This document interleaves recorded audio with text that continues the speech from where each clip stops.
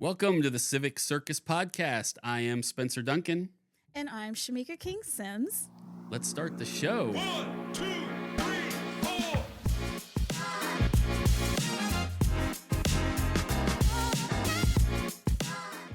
All right. I'm still sweating, by the way. It was like hot. I know it's it is. summer and it's Kansas, so when you complain about it, it seems silly, but today was extra hot, I it's think. just, listen, the fact that you're still out walking and, like, I ran out of gas, by this point last year. It was just like, if they don't know who I am by now, they're just not going. My son had soccer this morning, so I don't know how he came out just soaking wet. He wears headbands. He went through like 3 of them because he's a sweater. So I'm not as much a sweater, but he's just I sweats. am. I just, it's the worst. I think there's a genetic predisposition for some folks to just be like, there is. My wife is like that. Well, she'll garden and stuff, and she comes in. She's like, "Don't look at me. Don't look at me." And like, it's stay fine. away. I know what I'm married. It's cool. I'm good. It's all right. Well, thank you for being here. I really do appreciate it. Glad you came in. Thank you for asking me. This is an honor. I think, folks like me don't get opportunities like this. And I think that's why I started doing this, because there's people who have platforms already, and good for them, and they can use those. But then there's other people who it's like, hey, I'm over here doing stuff too. And literally, people don't really know about it, so give me a chance to talk about it or promote it or just tell people what I'm out there doing. And so that was the impetus of starting this thing, because I'm always amazed how little we have in Topeka that does some of that. I mean, we've got a few shows here and there. If you count things like the Red Couch on WIBW that brings in community groups, but we don't have any more like local radio shows. We used to have a few. They're all gone. We don't really have any like local access TV. And so there's some things on the internet, but we don't really have a lot of Topeka-based stuff for people to just do this. You have to kind of know who to talk to, and people have natural affinities that they, just kind of gear towards. And so it's really difficult when you have a set group that you kind of normally network with. It's hard to get out of that box. Yeah. So it's really interesting that you've decided to kind of open that sphere up and like see who all is out there, and what they're doing and how they're doing it. Yeah. So they can help out. So one of the things I always ask people right at the top as they get in here is to talk about what I call their Topeka journey. How you got here, how you ended up here, why you stay here. That's kind of the nutshell of that, of how we get started. So, I've been thinking about this ever since you asked, because I'm like, I don't know if I should give the long story or the short story. So which one would you prefer? I mean, we got an hour. Okay. Not that we're going to spend it all on this story, but we got time. Well, because it's sort of germane to like what we're here to talk about today. So I am not from Topeka originally. Right. I was born in Fort Riley, Kansas. My grandfather was stationed out at Fort Riley and decided to retire in Junction City. And my biological father was also a soldier at Fort Riley back in the late 70s, early 80s. And so none of us are really from here. Everybody is actually from back east. Okay. So New Jersey on my mother's side and New York on my biological father's side. But my sisters and I, because I'm the oldest, we would come out here for the summers to Junction City. And then we'd go back to New Jersey to go to school, etc. And then I decided in the summer between my freshman and sophomore year of high school, I was just like, I think I'm just going to stay out here and finish high school, which is a weird thing to do. They had a marching band, and my high school in New Jersey did not. So interesting. If they didn't have one. Yeah. We were pretty underfunded. What did you play? Time. The flute. Oh, okay. I mean, I should have picked a cooler instrument, but they need flutes. I mean, at the time, I played the French horn, so I don't know. Okay, so we're in the same boat. Like you could use it somewhere, somehow, some way. But so I stayed and I graduated from Junction City High School, and then it was time for college. I wasn't ready to go back to New Jersey, so I went to Kansas State and flopped out that first year. I lost my grandfather, so that was part of it, and as smart as I am, I wasn't ready for college. And so just kind of moved around for a little bit in Cloud County Community College, and then went back to K-State because I couldn't get into KU, which is a story, but I won't bore you guys. And then when I finished at K-State, I had to figure out what I wanted to do. So I got married. Well, that's something. Well, and this is the part I think is really kind of interesting and kind of germane to some of the conversations we're having here in Topeka because I got married, I got pregnant, and like a lot of couples do when they find out they're expecting, they want to buy a house. And at that same time, the big red one was coming back. And Oh. so, like, there was just all kinds of construction and prices. Even though there was a lot of construction happening, Yeah. prices still were went going up. because they knew it. They knew Exactly. there was- They knew that they could get, the soldiers money, and it was a mess.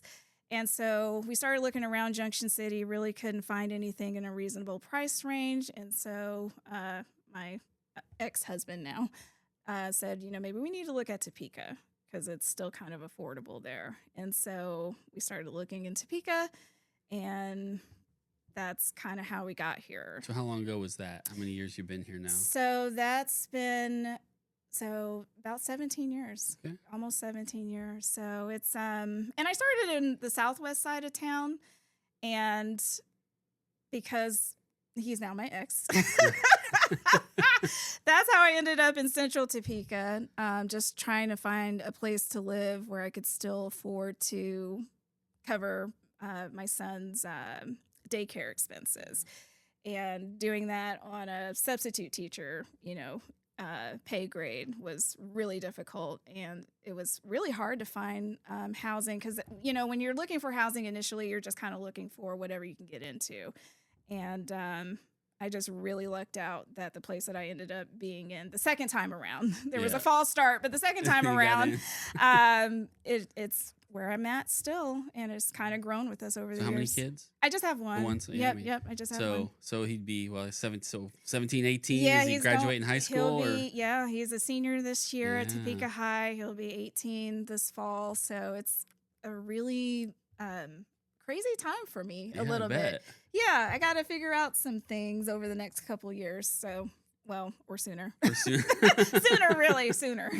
Well, because I guess that leads to then you stayed here and he'll finish school. So you gonna stick around? Is that the goal, the plan? You don't know yet. You figure out. It depends on what he does. Maybe is this that kind of stuff. Right now he's wanting to go to Washburn Tech and do their EMT program, Oh, yeah. which is really cool because I was really kind of big on you need a skill that you can take with you. Well, there's a huge need for that. So Yes. it's something you can step right into Yes. right away because there's such a shortage. Everywhere. We've asked for additional ambulances in Topeka, and part of the reason is there's not enough EMTs, so they can make it work, but not really because of staffing issues. So yeah, And this is a big space, Right. to get from one side to where, emergency rooms are is really, yeah. So, I don't know yet what the plan is, but I need to figure it out real soon. you got a little time, sort of, Well, I started the process like 5 years ago, kind of asking myself, because, one thing about when you have children, as you're experiencing, Yeah. I'm sure, is how fast the time It flies. does. And when you think that you have like all this time to figure out things like college and, it's really not. No, Yeah, it just, Something like, wait, you're in all middle up on school, now you. you're in high school. What do you Yeah. mean it's graduation? Wait, you can Exactly. drive now? When did all this happen? It seemed like Yeah. we were just, playing Roblox, and now we're driving. I don't understand. it really does just kind of rush on you. And so, and that's what kept me in Topeka for so long is co-parenting, sometimes single parenting, depending on if we were getting along. But, wanting to make sure that there was access to both parents, and neither of us had to make huge sacrifices to figure out, how to raise him.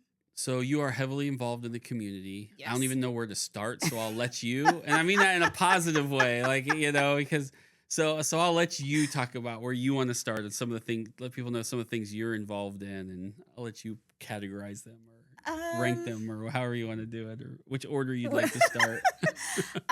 It really, I guess the low-hanging fruit was that I got involved with a dance troupe here in town. It Takes a Village, Inc. with Steve Massey. Steve Massey, yeah. And he was one of the few people who, wanted adult dancers, and just kind of like opened it up to anybody, whatever level. Yeah. And so, and I love the arts.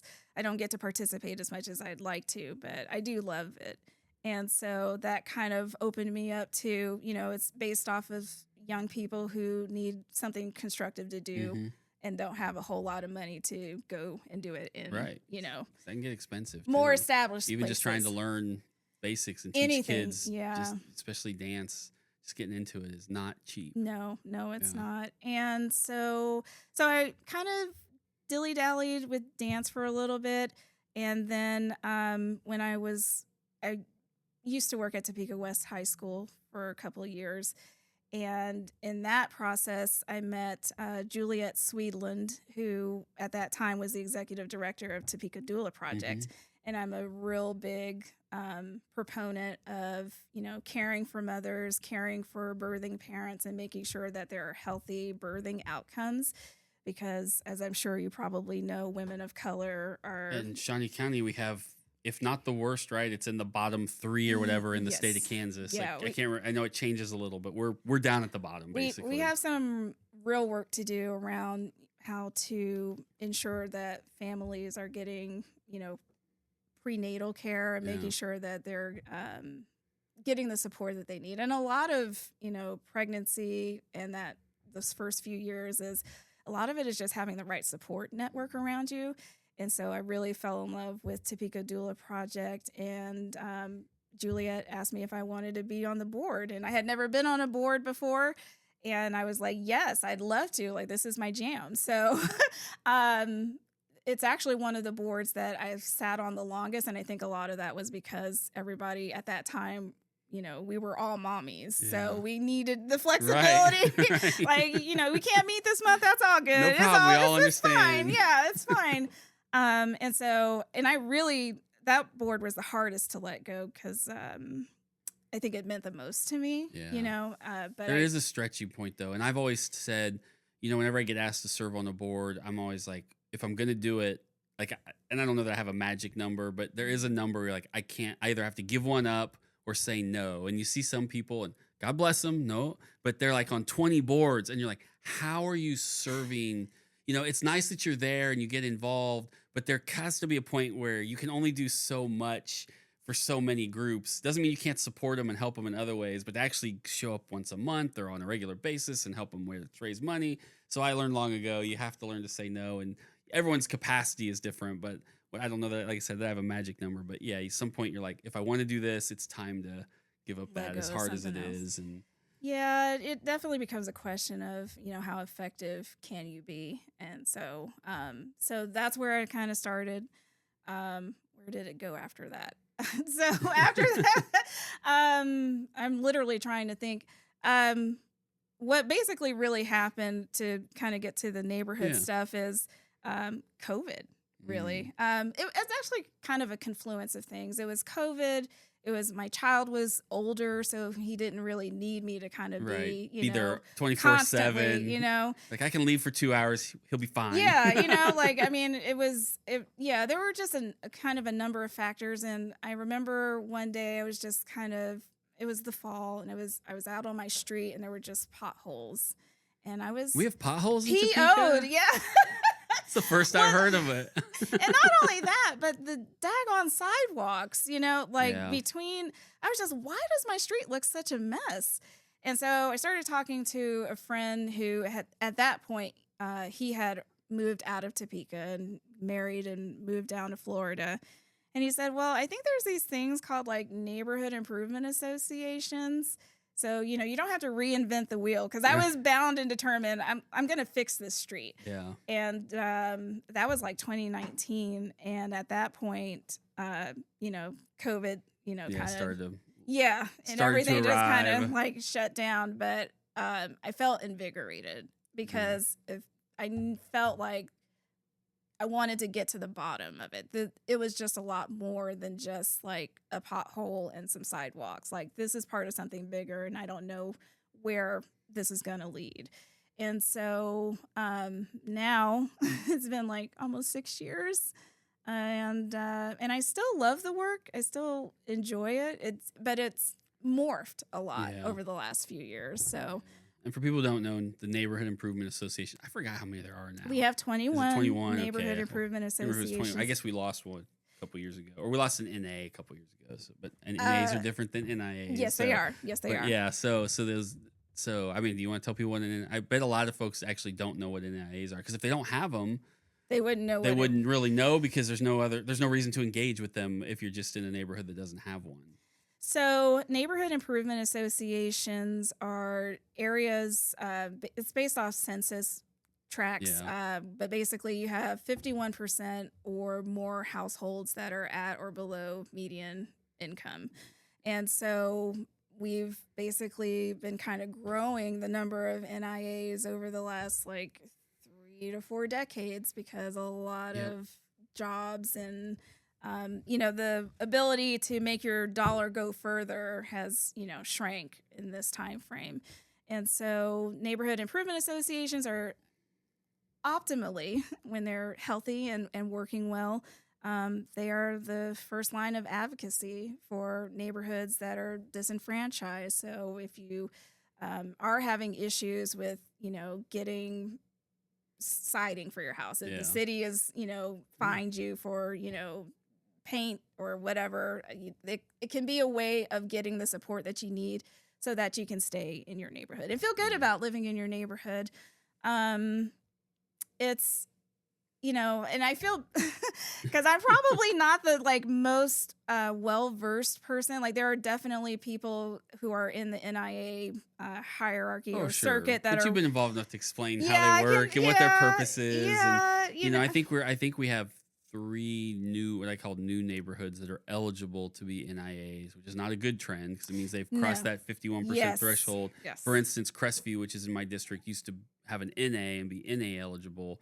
They've now hit that, and they're now NIA eligible. Ooh. But one of the criteria for starting an NIA is it has to be started by the community. It Yes. can't, even though it gets some support from a city or even some federal dollar, they can't start it. The neighborhood has to actually organically it. do it. So you can I keep telling people, if you want one, you're eligible, but I can't actually do it. And so we'll see if they form one, if they add that NA morphs into an NIA. We'll see. But point is, we have more that are eligible now, which is the wrong direction in terms of Yeah. our what it means statistically for the city of Topeka and what those neighborhoods, what we're trying to get done. And the sad part, but this is the reality of the situation. Once you cross into that NIA space, it's really hard to get out of. Yeah. I won't say which neighborhood, but when I was the Citizen Advisory Council chair, and the Citizen Advisory Council Citizen Advisory Council kind of sits over all of the NIAs. So we all send a representative to kind of meet with other neighborhoods, and we talk about shared issues and things that are different, and what we want to do to kind of ameliorate some of those challenges. And I went to an NA meeting to just see what there was to see, and Yeah. they were having that conversation like, do we want to be a NIA? And they were asking me things like, well, if we show that we are doing the work, could we get out of being an NIA? And I said, well, that's really not the Yeah. design of it all. Like, it's really hard to get that stigma because people assume poverty is like endemic, Right. and so it kind of makes people really squirmish to ask for help when that's really what it's for. It's here to like help you to revitalize and to enhance, and it's okay to ask for support, but in asking for support, a lot of that negative connotation is really hard for neighborhoods to kind of shake. I'm going to tell you my NIA neurosis, and you can either tell me it's totally right or it's totally wrong through the years since I've been on the council. So I do go to NIA meetings around the city every once in a while. Sometimes they'll invite me, but other times I'll try to check in. But I also always feel weird about that, in the sense that I don't want them to feel like, oh, this guy, just because he's elected, wanted to come hang out with us to look like he cares, versus, no, I really do want to know what's going on across the city. Like, I always feel like I'm an interloper, and I'm intruding on their space unless I've been invited in. I still do it sometimes, but I don't think I've done it as much because of this weird sense, like, I don't know if I should go because they have their own council rep and I'm not it, but I think they'd like that I can. So yes, I'm sure it's self-created, but It is there's my absolutely. NIA neurosis I've created since I've been on the council, of trying to know my place, but also showing that I do respect what's coming out of those NIAs. I will say that I think it really resonates with NIAs when they have people coming to, seek them out, seek out their knowledge and their experiences. It's, we're used to seeing our representative. And I'm not saying that that's a bad thing, but I do think sometimes you kind of, you just kind of tune out of that, because you're expecting them to be you're there. like, great, you're supposed to be here. Yeah, right, exactly. So, when they're not, you're like, hey, you were supposed to be here. Right. Yeah. Sometimes. Right. Okay, I'm gonna leave that alone because anyway. So back to what you were saying. I think NIAs really love it when they get guests and they get to talk about what matters to them, and they get to just kind of share their vision of what a healthier neighborhood looks like and what a healthier Topeka looks like. So I would say, let that go. Let that go. All Let right. it go. And I'll try just to enjoy. Deep breath and just do it. If they look at me, where I can always run out and I'm sorry I showed up, and I can take off. No, we love having guests. We love it.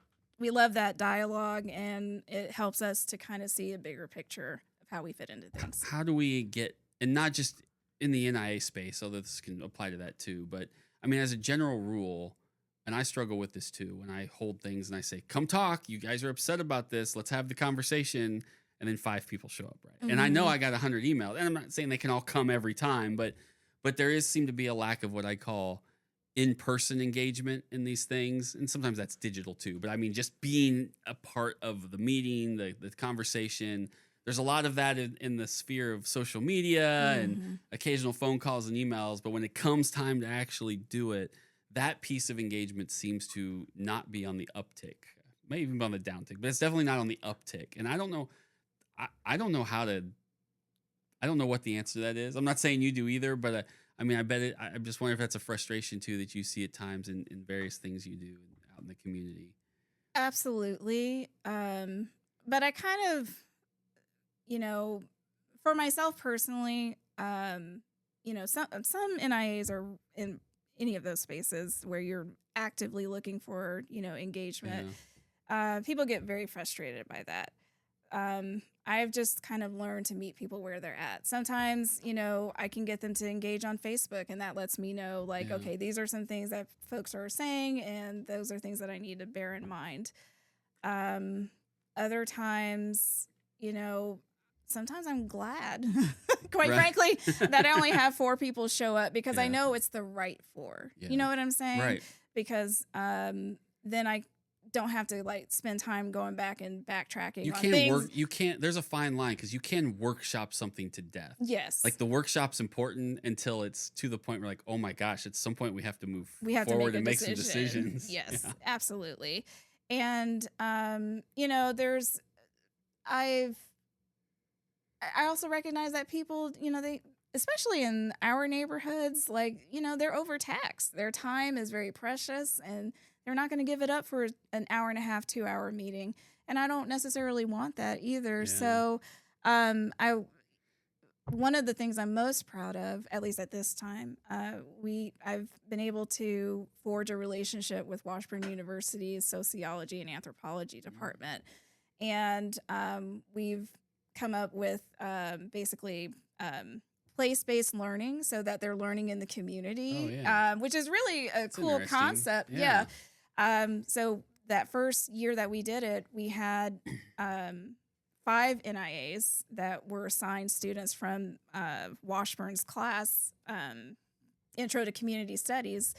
And it was really difficult because you're working with young people who are also coming out of the COVID age, and they're not comfortable with conversation and talking to people, and you have an age gap, so there's there's some communication differences. A period can be very forceful to certain generations, ellipses as well, apparently, I've learned. So there were some really big difficulties in making connections between, not just intergenerationally, but these are students that have come from different kind of class, Yeah, backgrounds. absolutely.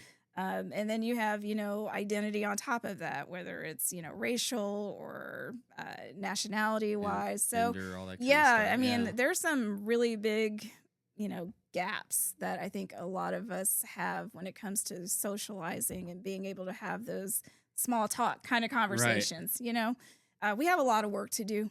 Yeah. Parents, we have so much work to do. Like, please just have your kids walk up to like people and just start random conversations, like Yeah. 5-minute conversations. Like, that's how I trained my kid. I was like, I don't know how old he was, like 8, 7, 8. I said, you're going to have to order your own food. Yeah. And like you could see, he was petrified. But by the time he was like 13, he was Yeah, he could do comfortable it. with A little it. more self-sufficient, able to do it. Yeah. Yeah. And so I think it's just on us as the adults in the room to make sure that, we're pushing our kids out of their comfort zone and we're pushing ourselves out of our comfort zone and that our kids are watching us do it.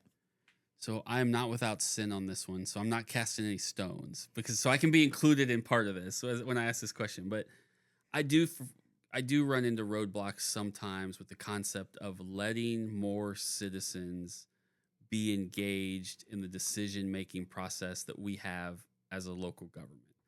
And it's that pushback at times. And I sometimes I get this too of, well, yes, but we were elected to make these decisions and I can go talk to folks and I'm comfortable with that and then but that's different than saying, okay, I'm going to create a committee that I'm going to then turn over to citizens and let them spend, like on our affordable housing, $1 million of our, and there's still backstops on that. It's not, final decisions have to be made, but that's a struggle, like to help people take that leap of faith as, yes, we were elected to serve in this role, but there's more than 10 of us in this community who make it up. And I don't know that you have a great answer to that, but I do work on that one a lot, both within myself at times, but then also to try to convince my colleagues sometimes, like, it's okay. Let the citizens take this one. In fact, I've argued it's good to have them as part of the conversation because sometimes we sit up there and say,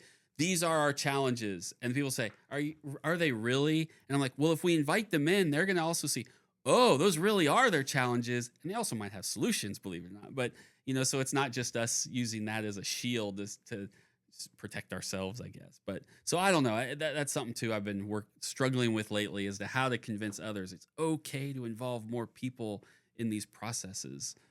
Well, just kind of in my little sphere, I hear complaints a lot about, who's not doing enough. And, just if it were me, I would choose to do this because it doesn't make sense to. And I'm like, okay, well, are you going to run for city council?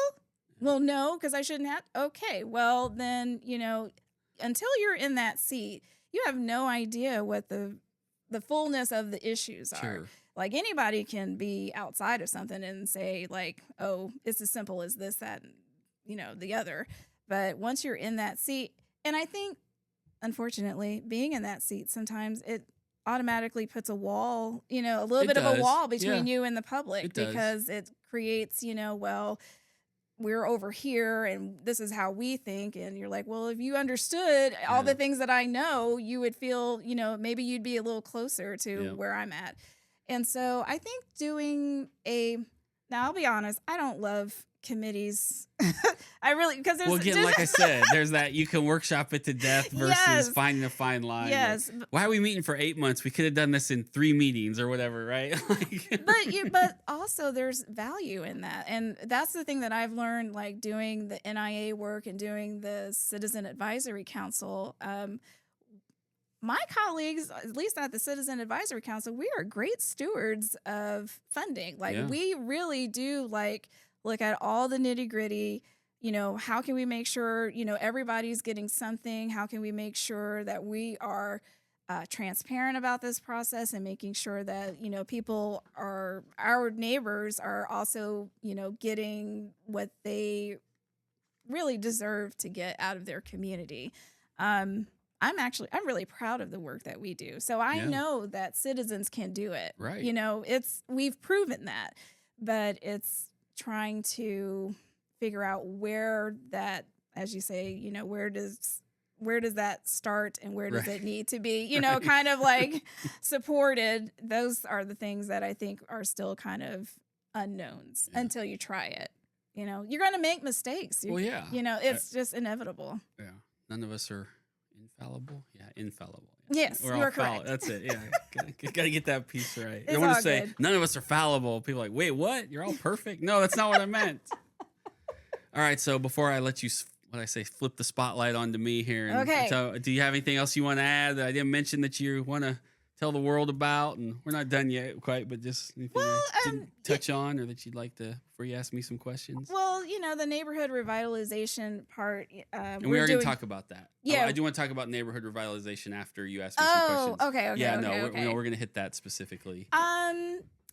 I don't know that I have like a specific thing, just something that I've seen, just kind of anecdotally. I'm noticing that there's a lot of, it seems like there's some need in the community for a lot more third spaces, or at least for third spaces that are, you know, park based, playground based specifically. Right. Green space is fine, but some actual like, engagement yes, type of activities. So boys and girls playground equipment and that kind of stuff. The Boys and Girls Club of Topeka, they just were trying to win some funds to get some playground equipment in Jefferson Square neighborhood. You know, they weren't able to make it quite far enough.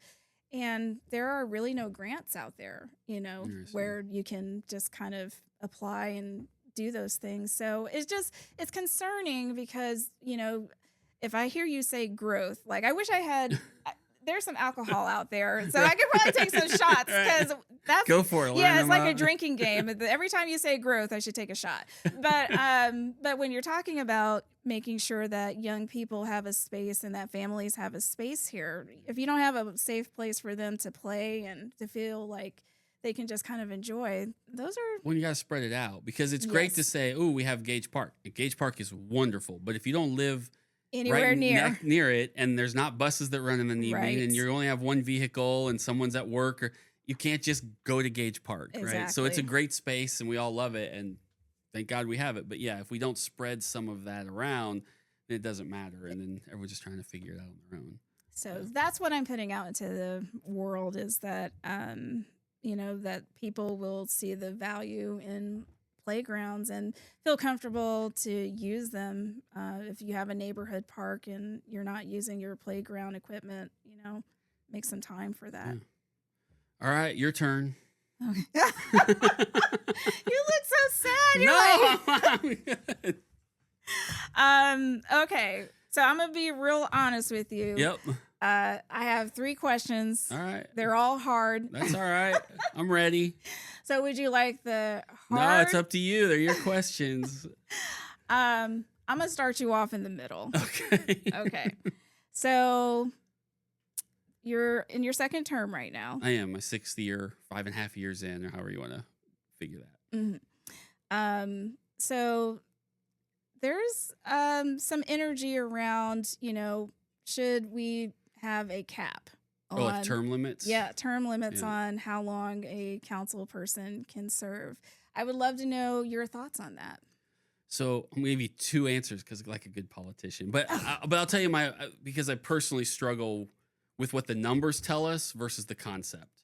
Right? If you look at the history of the city, and even if you look at the history of our state legislature, yes, there are a few exceptions to every rule. I mean, we currently have one council member who's been there 20 years, another who's been there 16. So they're that current exception. And if you look at the legislature, I think there's 4 or 5 now who've been there 20 plus years. But as a general rule, we turn over pretty well. The average person on our city council over the last 50 years has not served more than 2 terms. The average person in the legislature, every election, we have about a 30% turnover. So you do a couple years and you've turned over, right? So the numbers tell us there's a lot of general turnover at the local level on that. So there's that to consider. And so I've always said, well, and if someone really likes someone for 20 years and they want to keep electing them, you know, okay, like that's what they want. Having said that, I am a strong proponent of the turnover concept. I will tell people right now, and I will mean it, and this is recorded, so here it is out in the universe. I've told people, I'm not going to be doing this 20 years from now. I'm not, partly because my health can't take it. I don't think. But I think it's healthy. Like, you have your time, and then it's time to let someone. And there's other ways you can serve. You can then be the annoying person in the audience who comes up, right, and harasses your city councilor and says, "What are you doing? I know better." And I think that's okay. So I think it's healthy. I think if we wanted to look at that, I've been more a proponent of making it on the council level 3 terms, which would give you a max of 12 years versus usually it comes up as 8. And then I think mayor, if you want to do 2 terms, that's 8 years, or again 12 years. I mean, I'm also a proponent of starting where it gives you flexibility. It's always easier to get something on the books and then adjust it backwards than it is to try for something that you don't have support for early on, right? So if you know there's kind of not support for 8 years, but you say there's support for 12, so let's take it because right now we have nothing. Then you take it, and then you can see how it goes. And years later, it's easier to scale back.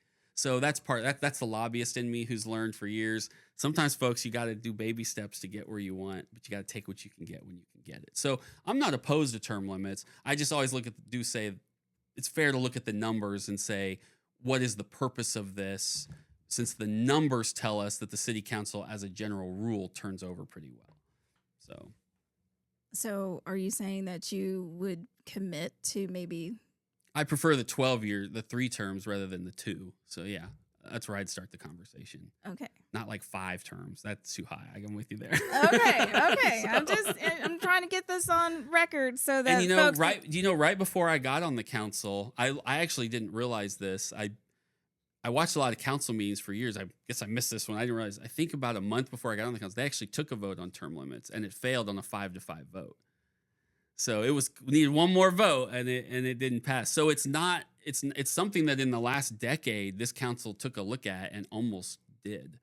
So we might need to look at it well, again. that's what I'm saying. I mean, so it's not as foreign of a suggestion in terms of the conversation in the city that hasn't been like 50 years since they thought about it. It was just like 8 years ago, I think, or 7.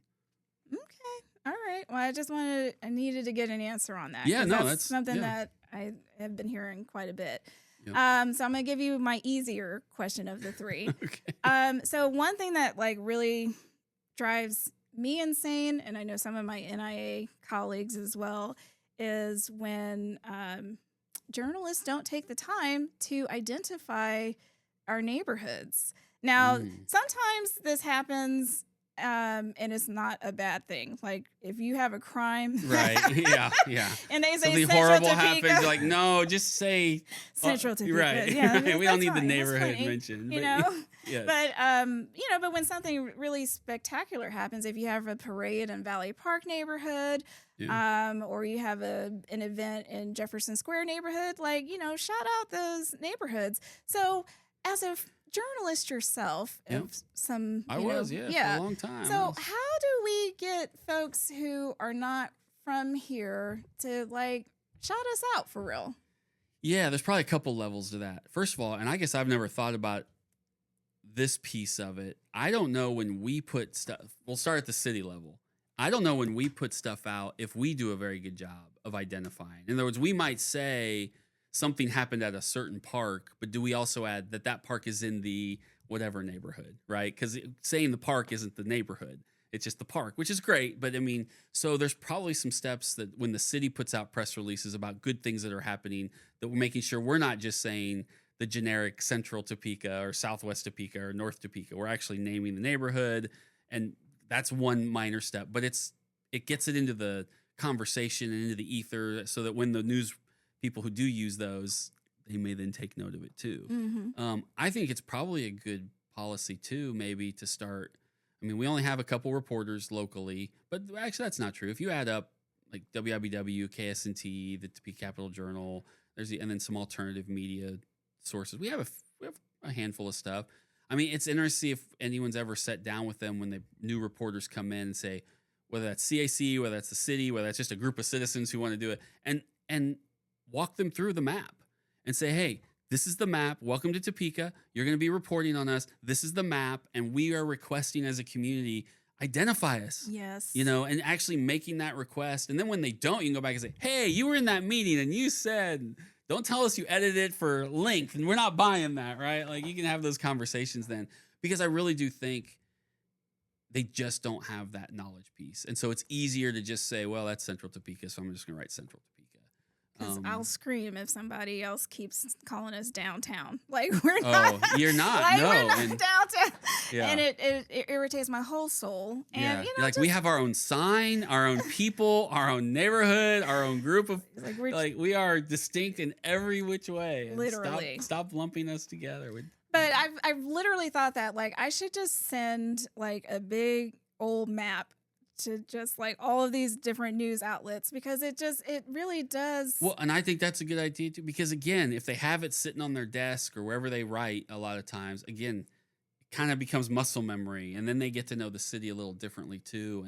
And I have no idea. I mean, again, you can't get around all 21 all the time, but again, it doesn't hurt maybe to invite them sometimes. Like, hey, we're not asking you to come to a story. We're just asking you to come once a year to this NIA to meet us and know why we're different than everybody else. And if they turn you down, that's their choice. Right. But again, there's a lot of turnover in that business these days, Yes. especially on the TV side. And so it's kind of a constant like Education. Come on, please. Yeah, education and getting them there. But I think that's a piece of it is just sitting down with them over time, be like, these are our neighborhoods. Please call us our neighborhoods. But again, I think we can probably make sure we as a city are identifying that too and not being generic. Because you're right. It's cool when you say this happened in this park, but it should be this park in the whatever neighborhood. And it's name recognition. It helps people to identify something positive with that space, and a lot of us need that. So And people don't know. I talk all the time about my amazement, and maybe it's because I grew up here. So to me, this city seems very organically connected, and I know people everywhere, and I go to different things, and it's nothing to me to go from one side of town to the other. I am amazed when I talk to people who are like, I never go over there. Well, why not? I don't know what's over there. I'm like, it's they know why. But I'm like, it's both sides. They won't Sometimes you say just it. don't want. Well, right. But I'm like, it's 12 minutes away. It's not like we're in Chicago and it takes you 45 minutes to go down the street. Like it's right there. It's great. And so yeah. And so I'm with you. But I mean, so I try to break that too. It's why years ago, and I wish they did it. And if they ever bring some of this back, as they've talked about when they do some of the food truck festivals and stuff, they used to do them all downtown. Now I get it. They were trying to revitalize and build momentum, and that was wonderful. But I used to advocate, that's great. You can do 4 or 5 or once a quarter downtown. Why can't you move these around to other parts? Because people will show up. No matter, they will show up for that. Everywhere for food. Right. Yes. And so do some of these festivals you're doing in other parts of the city so that the people who normally wouldn't go there go down there, and then they realize, oh, it's not kind of so nice bad. here. Wow, it's actually pretty normal. I was had missing no idea. out. Right. I had no idea. I haven't been across the Stardew Bridge in 15 years. Why not? Again, your point. I think we know why. They won't tell us that. But the point is, like, it's not that bad, connect. And so I think that's something, whether it's the city, whether it's different organizations who hold those events, and and I don't want to take something away from Evergy Plaza and down, but there is enough to go around for everybody. And if we move that stuff around, it would make a big difference. And that would help with that. And then people could say, oh, I'm in the so-and-so neighborhood. I had no idea this was its own little, community. Yeah. Well, I do have one more question for you. Yeah, that's fine. That's what we're here one's for. the hardest. All right, let's go. Are you emotionally ready? Now, I've been trying to figure out Am I how. emotionally ready? Oh, my I've Lord. well, I've been trying Well, to. now I'm scared. I've been trying to figure out how to word it because invariably I might. Can I say piss off? Yeah. Yeah. There's no FCC or Okay. anything. You can cuss all you want. We're not going to bleep it, just so you know. But The New Jersey girl inside. so of me they'll just hear like- it. But No, I don't want to piss people off, but this is a question that it's a conversation Yeah. that I get a lot in my circles. When we talk about economic development, it often leaves out low income folks not because, often. well, Almost always I does. mean, But go ahead. Yeah. if you're disabled, you're not working, what does economic development mean to somebody like that? If you have programs like Choose Topeka, where you're bringing a certain kind of individual into the space, and you have all of these people who have been here, they're, making your food, they're washing, your sheets if you're staying at the hotel, and they don't get anything for being here, for, making it work here. There's a lot of negative feelings around what economic development means to somebody who is just trying to make ends meet. So I'm very curious, and you can't say jobs, you can't say job creation, okay? But what does economic development mean to you for someone who is low income? How do they benefit from that, in your opinion? Yeah. So there's a couple levels to this. All right. And I think which ones to start at. I'll give you an example. I've tried to get some banks for years to start a very simple program. And in fact, I've talked to one organization and I'm hoping maybe we can, through them, get this done. If you have had an issue with a bank before, we have people who cannot get bank accounts for a variety of reasons, but they're at a point in their life where they should have one and they're probably responsible enough they've learned from their mistakes and they're ready, but they still can't get one because of those factors. It's upsetting to me that we don't, of all the lending institutions we have in this community, we don't have one to this day, and we're going to work on this, but who will say, I will be a hub for whatever you want to call it, a program that gets those people back in here and give them an opportunity. I may cap what they can put in, but I'll give them a few free overdrafts, but if they reach it, and that's fine, then then you're out. But those are the kind of opportunities we don't have anything for anybody in this community. And those are the things as we talk about, whether it's economic development, which is then connected to issues of poverty, which is then connected to issues of homelessness, and whatever that trail that it turns into is because we don't offer, to your point, any of that for people who are in those situations, right? We'll give people lines of credit all day, even if they failed on 3 loans because they're so-and-so person or they've got so many investments or properties, and that's not fair. I have harped. So there's that, what I'll call, I guess, the base level. What are programs like that we should be investing in to help individuals make a real movement so that they're not relying on predatory payday lending places? No, we have legitimate lending institutions that the city can work with or nonprofits can work with to help those people reestablish that credit and what they need. So they're not getting the pay cards that take a percentage. I still don't know how that's legal, how you lose money off your paycheck because it's on the card, but I've lost that fight with the legislature a couple times. But so that's the kind of programs. There's some other ideas like that.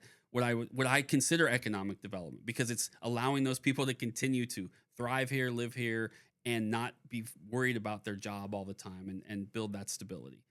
There's the small business piece of it. And when I say small business, I'm not talking about the 100, which is what Jeddo and others define it. I'm talking about the 5 or the 10 or less, but the 5 who are truly in distressed area. I'm talking about the barbershop who's got 2 chairs, wants to add 2 more chairs, but can't get $10,000 that he needs to make those adjustments to the barbershop to bring in that person because no one will lend him the money.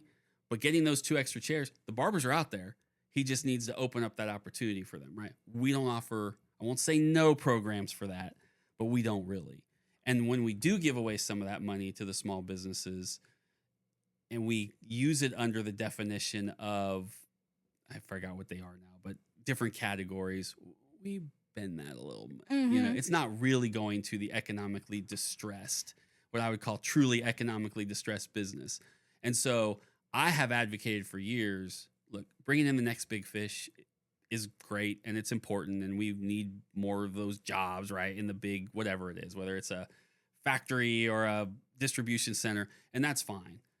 But we should shift some of those dollars. And when I mean some, I'm talking $1 million of those dollars, not like 100,000, $1 million plus of those dollars into those kind of programs that let those folks who are the 10 or less grow their business. And some of that, then a good percentage of that, which is supposed to be at least 10%, but it should be more. But I mean, the baseline in these programs is usually 10% to what we call the truly economically distressed within that category. We don't do that. I have advocated for that for years. The best was I got it increased from 300,000 to 500,000, which is not nothing, but it's nothing. But access, right? But it's even programs like similar to the helping people with bank account issues.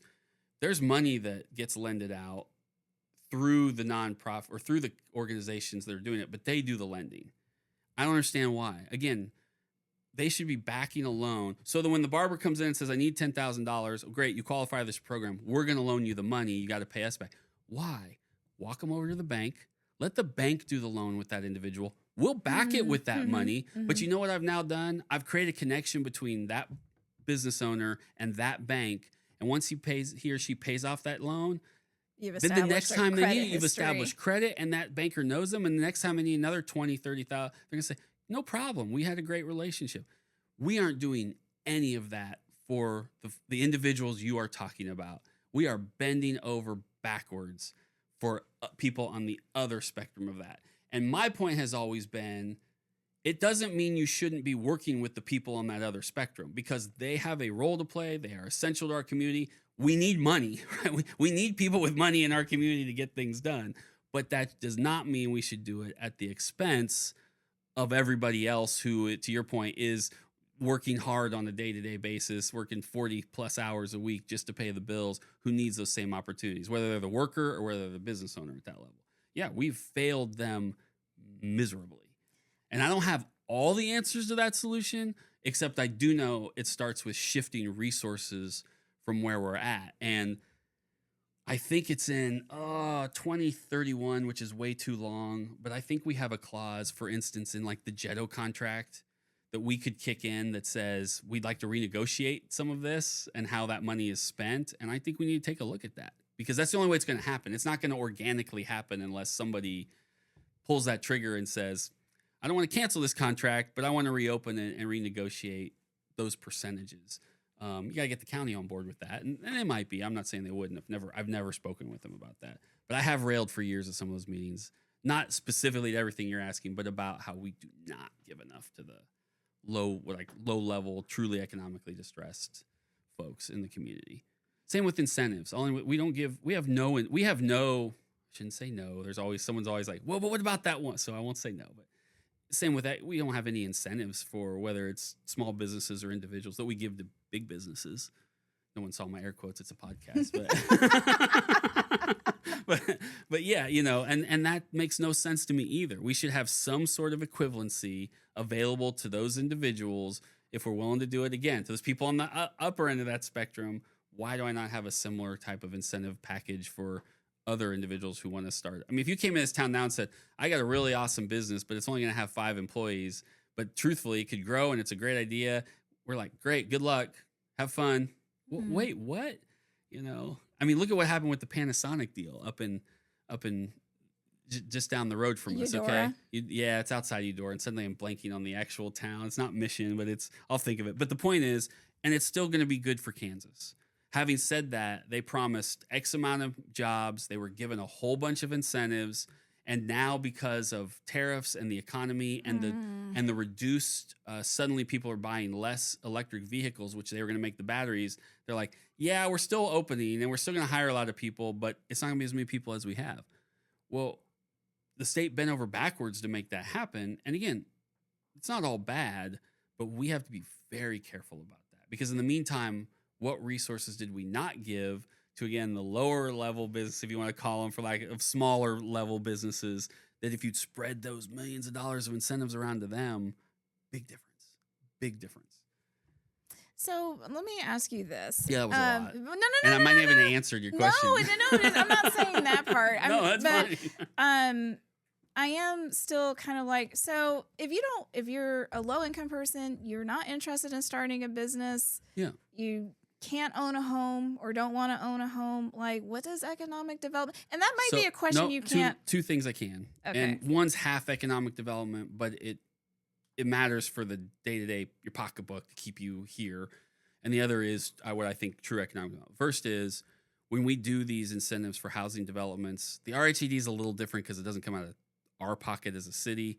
But when we do other housing incentives and we say it's affordable, we need to make sure that there's actually, whether it's clawbacks, whether it's incentives or disincentives in there, if they decide to that it's going to stay affordable housing, so that they can't get the incentives and then 10 years from now or 5 years from now sell it to somebody else and say, well, we did it for 5 years, we've met the deal, right? So we shouldn't be giving away taxpayer dollars or incentives on the back end if we don't get a promise that the housing being built that's supposed to be affordable isn't going to stay affordable. All right. So that's a piece of it, because if it does, then it helps with the second piece, which is we never put in any sort of, I guess if you want to call it a requirement, I'm not even sure we asked the question, or even a baseline. You don't want to make it a requirement. You can make it a practice for us to consider.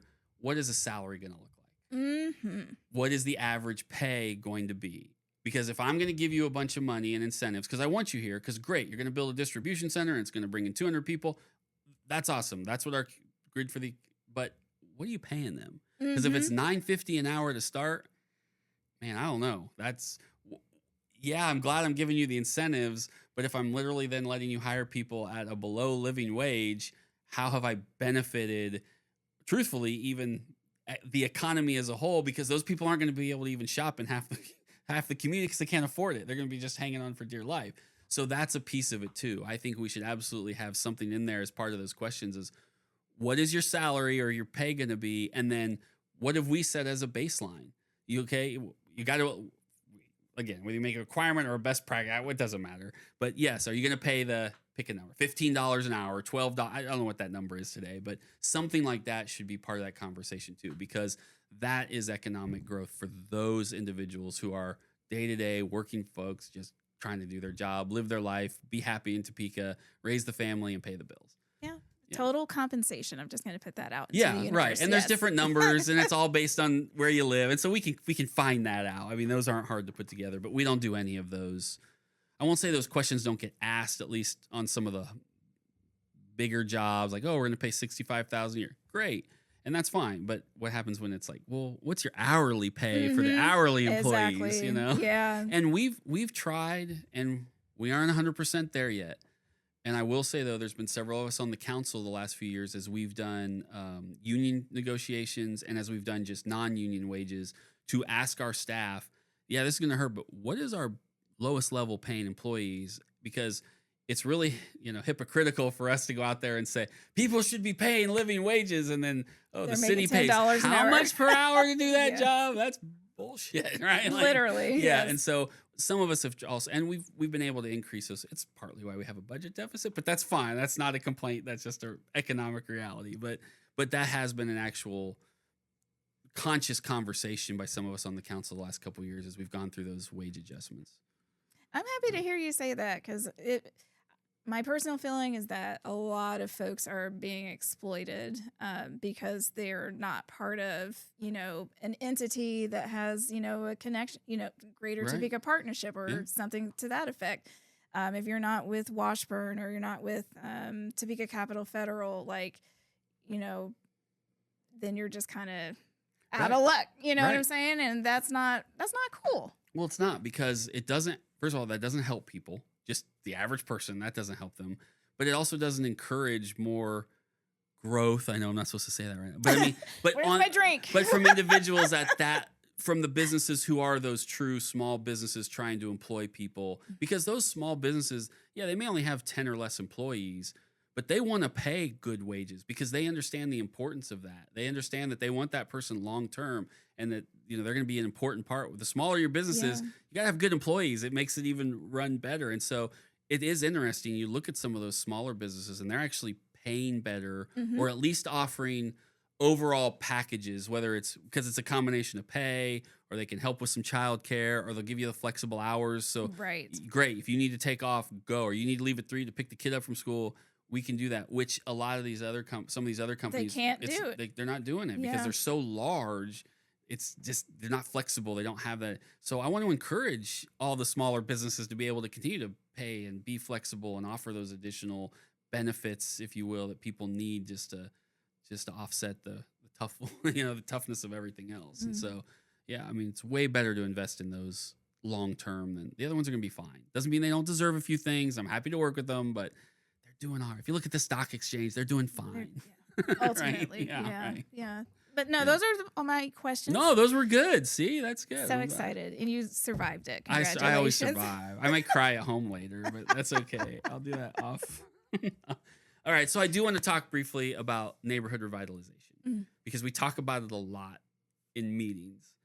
I'm not sure we've truly defined it in the sense of what that means to us as a city or what we really view that as. I think sometimes we get in this conversation, we're like, we want to revitalize the neighborhood, but then it's like, you look at something, you're like, what does that really mean? I'm a little unsure what we're talking about. So I guess my question about you is, what do you view it as, what that should look like for us as a city when we talk about neighborhood revitalization? I do think the city is at least starting that conversation when you have certain neighborhoods that do neighborhood plans. So they're taking the time to strategize. They're looking at, housing condition, roads, sidewalks, where there's lack of light, what their assets are in that space. All of that is kind of like aggregating data that lets a neighborhood know like where their opportunities are. And so then from that point, you can look at, okay, well, does revitalization look like we need to attract more businesses? Or does revitalization mean that we just need to focus on a block where, you have a lot of blight and, trying to get those neighbors to, what do they need in order to bring the quality of the stock up?